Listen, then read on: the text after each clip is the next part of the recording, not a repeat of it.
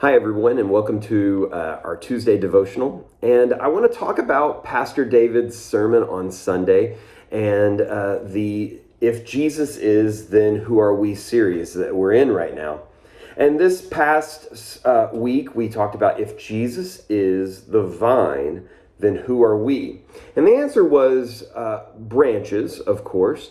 And Pastor David talked about being the true vine and remaining in Jesus and what that looked like. And some of my reading and then also listening to Pastor David's sermon, one thing that just really struck me was this. And I thought we could really look at this today and focus in on it.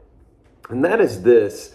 So many times, I think, when I think about this passage, I am the true vine, you are the branches, that I think somehow I've got to bear good fruit or I'm going to get cut off.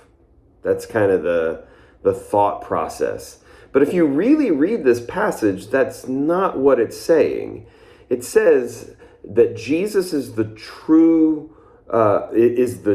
vine, and he's the one, or God's the one, who does the pruning, right? And pruning or cultivating is not cutting off dead branches. They're going to wither and die away and fall into the fire themselves. What you do with rose bushes or with vines and vineyards is you want to prune the actual branches so that they might be free to get the sunlight that they need and the water that they need so that they will produce more fruit. I think so many times I put the focus of this passage on what I've got to do. I've got to work harder at being a better Christian. I've got to love better, and I've got to serve better, and I've got to give more and show the world Jesus. And I think we focus in on this a lot.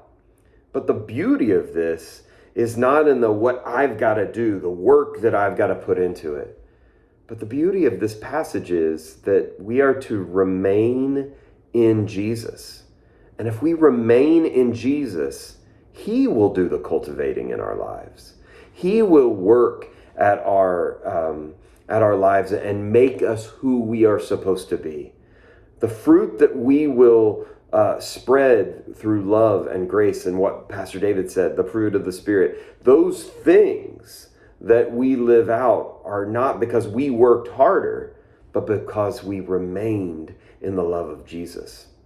So my hope today is not to be a better producer, but my hope today is to remain in Jesus and allow him to cultivate my life so that I might live out the fruit of the Spirit.